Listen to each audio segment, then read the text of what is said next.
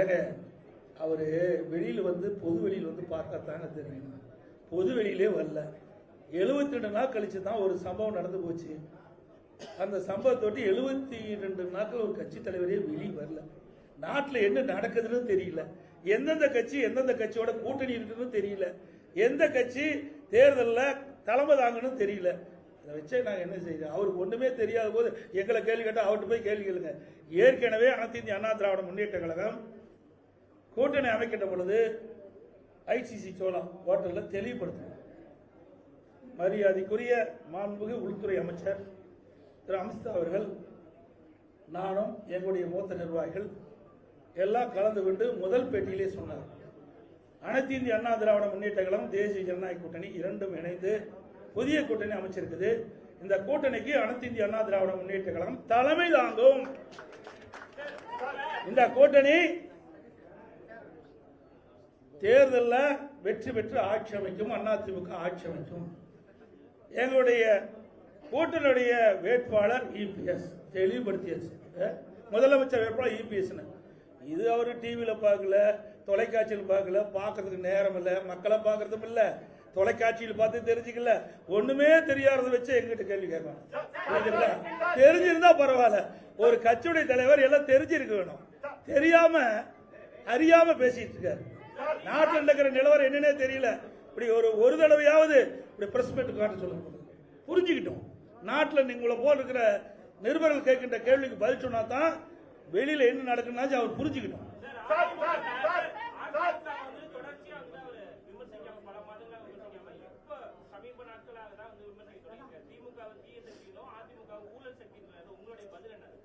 Sir, ஊழல்னா என்னன்னு எனக்கு தெரியலையே. ஊழல் சக்தினா என்ன? யாரை குறிப்பிட்டு சொல்றாரு? நீங்களா ஒரு கற்பனை பண்ணிக்கிட்டு இவர் தான் சொல்றீங்க. தீய சக்தி ஊழல் சக்தி யாரை குறிப்பிட்டு சொல்றாரு?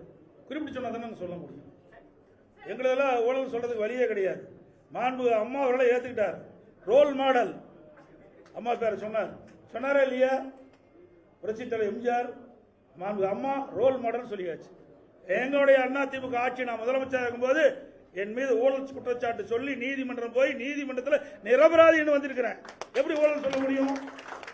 யார் கூட வச்சிருக்கிறாரு? அவர் கூட அதிமுக ஒரு வெளியில் போய் அங்க யார் உங்களுக்கு சேர்ந்திருக்கான்னு தெரியும். நான் பெயர் சொல்ல விரும்பல. தாவேக்காவில் போய் சேர்ந்திருக்காரு. அவர் ஊழல் குற்றச்சாட்டு புரிஞ்சு ஜெயிலிருந்து வெளியே வந்தவர். வந்தாரா இல்லையா? அப்ப யாரோட கூட்டணி வச்சிருக்காரு? எங்களை குறிப்பிட்டு சொன்னா அதுக்கு உண்டான பதில் நாங்கள் தெளிவாக சொல்லுவோம். நிறைய பதில் இருக்குது எங்களுக்கு. ஒன்றும் பதில் இல்லாதெல்லாம் இல்லை. இது பொன்விழா கண்ட கட்சி 31 ஆண்டு காலம் ஆட்சி புரிந்த கட்சி. 31 ஆண்டு காலம் ஆட்சி புரிந்த கட்சிங்க.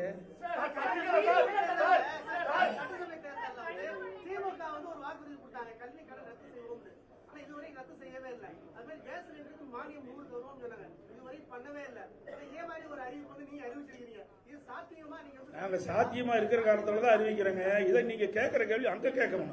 யாரும் கேட்கவே மாட்டேங்கிறீங்க. நானும் பல தடவை பாக்குறேன் தொலைக்காட்சியில் வரலாம். அவர் நடந்து போகும்போது முக்கியமான கேள்வி கேட்க மாட்டேங்கிறீங்க. அப்படியே ஏதோ சொல்லிக்கிளி கொடுத்து கேள்வி கேட்கறேன்னு எனக்கு தெரியல. ஆனா இந்த கேள்வி அங்க கேட்க வேணும். எங்களை பொறுத்த வரைக்கும் நான் கொடுக்கப்பட்ட வாக்குறுதி பெரும்பாலும் நிறைவேற்றி கொண்டு தான் அதில் எந்த மாறுபட்ட கருத்தும் கிடையாது. எங்களுடைய தலைவர்கள் ஏற்கனவே எங்களுடைய தலைவர்கள் இருந்தார்கள். புரியுதுங்களா? இன்னைக்கு மாண்பு அம்மா அவர்கள் இருந்தாங்க, புரட்சி தலைவர் எம்ஜிஆர் இருந்தாங்க. சொன்னது கொடுக்கப்பட்ட வாக்குறுதி செயல்படுத்தணும். மக்கள் நன்மை கிடைக்கக்கூடிய திட்டங்களையும் நாங்க அறிவிச்சாங்க.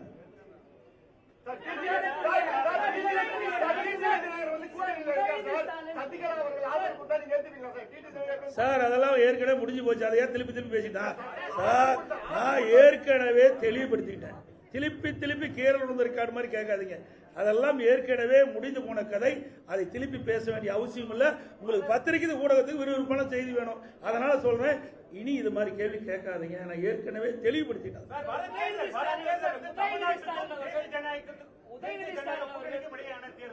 அதனால மக்கள் பார்த்து வாக்களிங்கன்னு சொல்லிட்டு முதலமைச்சர் சொல்லக்கூடிய அந்த பிரச்சாரத்தை நீங்க எப்படி பாக்குறீங்க? ஏற்கனவே நான் சொன்ன ஒரு பொம்மை முதலமைச்சர், திறமையற்ற முதலமைச்சர், ஒரு கட்சிக்கு தலைவராக இருக்கார் திமுக தலைவர். அதுவே ஒரு வேதனையான விஷயம் தான். நல்லா சிந்திச்சு பாருங்க. எந்த எலெக்ஷன் நடக்குது? இது தமிழ்நாட்டில் யார் ஆட்சிக்கு வரணும் யார் ஆட்சிக்கு வரக்கூடாதுன்னு நடக்கிற தேர்தல். புரிஞ்சுக்கிட்டீங்களா?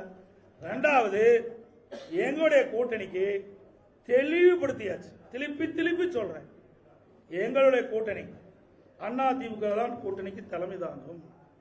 அதிமுக எங்களுடைய கூட்டணி வெற்றி பெற்று அதிமுக ஆட்சி அமைக்கும். இதுக்கு மேல என்ன வேணும்? தேசிய கூட்டணி எங்களை சொல்றதுக்கு எதுவுமே இல்லைங்க. எங்க மீது எந்த புகாரும் சொல்றதுக்கு ஸ்டாலின் கிட்ட சரக்கு இல்ல. அதனால வேற ஒருத்தர் பிடிச்சிட்டு சொல்லிட்டு இருக்காரு. இங்க ஆளுறது அதிமுக ஏற்கனவே முடிவு செய்யப்பட்டு விட்டது. எங்களை பத்தி சொல்லுங்க, நாங்க பதில் சொல்ல தயார். முடியலையே, இருந்தா தானே சொல்ல முடியும்.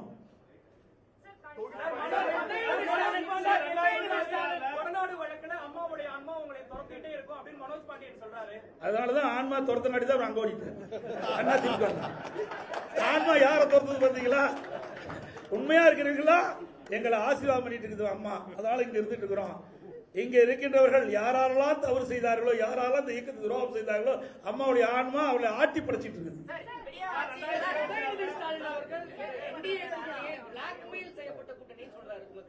அவங்களுக்கு ஒரு வாய்ப்பு கொடுங்க. ஏங்க பிளாக்மெயில் என்ன பிளாக்மெயில்? ஒரே நிமிஷம். ஏங்க அவரு அதான் சொல்ற, அவரு நினைச்சுக்கிட்டு கேட்கிற கேள்விகளை என்கிட்ட பதில் கேட்காதீங்க. அவரை தான் திருப்பி கேட்கணும். அதிமுக ஏங்க ஒரு தேசிய அளவில் இருக்கிற ஒரு கட்சிங்க. முதல்ல புரிஞ்சுங்க, தேசிய அளவில் இருக்கின்ற கட்சி தேசிய ஜனநாயக கூட்டணி, நாட்டை ஆளுகின்ற கட்சி. அந்த நாட்டில் இவர் இருக்கார். ஸ்டாலினும் இந்தியா கூட தான் இருக்கிறார். தமிழ்நாடுங்கிறது ஒரு மாநிலம் தான். பல மாநிலங்கள் ஒன்றாக இணைந்து அந்த மாநிலத்தில் ஆட்சி புரிகின்றவர் தேசிய ஜனநாயக கூட்டணி. அவர் இந்தியாவில் மறந்துட்டு பேசுறாரு. வேற மாநிலத்தை மேல நாட்டில் இருக்க மாதிரி பேசிட்டு இருக்காரு. புரிஞ்சுங்களா? அவர் இந்த நாட்டில் தான் இருந்துகிட்டு இருக்காரு. ஏன் அடிக்கடி கடிதம் எழுதுறாருல்ல? மீனவர் காணால் போனா கடிதம் எழுதுறாருல்ல? எதுக்கு எழுதுறாரு? அந்த அதிகாரம் யாருக்கிட்ட இருக்குது? மத்திய அரசாங்கத்தான் இருக்குது. வேணுமென்றே திட்டமிட்டு பேசுவதற்கு ஒன்றும் இல்லை. அதனால இப்படிப்பட்ட அவதூறு பிரச்சாரத்தை பரப்பிட்டு வர.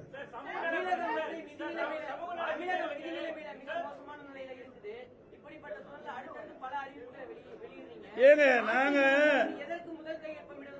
₹1 வருமானம் இல்லாத போதே ஆட்சி செய்த கட்சிங்க அதிமுக கட்சி. கொரோனா காலத்தில் எங்களுக்கு என்ன வருமானம் வந்தது? ₹1 வருமானம் கிடையாது அரசாங்கத்துக்கு. அந்த காலகட்டத்தில் கூட வருவாய் இல்லாமலேயே ஆட்சி புரிந்த கட்சி அதிமுக கட்சி. அதனால வருவாய் பெருக்கி உயர்த்தி நாங்கள் அறிவிக்கின்ற திட்டங்களுக்கு தேவையான நிதிகளை உருவாக்குவோம். கொடுக்கப்பட்ட வாக்குறுதியை நிறைவேற்றி தருவோம். அதெல்லாம் பிறகு சொல்லுங்க சார். இன்னும் நாள் இருக்குது. இப்பவே சொல்லிட்டு என்ன 1 வருஷம் இருக்குல்ல, என்ன ஒரு 2 மாசம் இருக்குல்ல.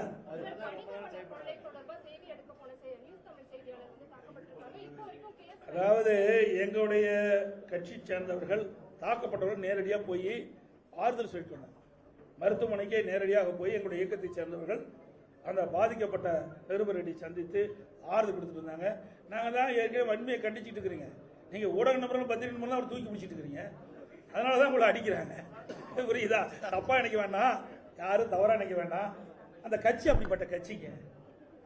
திமுக கட்சி அப்படிப்பட்ட கட்சி. தயவு செய்து இனிமேலாவது உண்மை செய்தி வெளியிடுங்க. அன்போட உங்களை வேண்டிங்க. உங்களுக்கு ஒரு பாதுகாப்பு கொடுக்கிற கட்சி அதிமுக கட்சிங்க.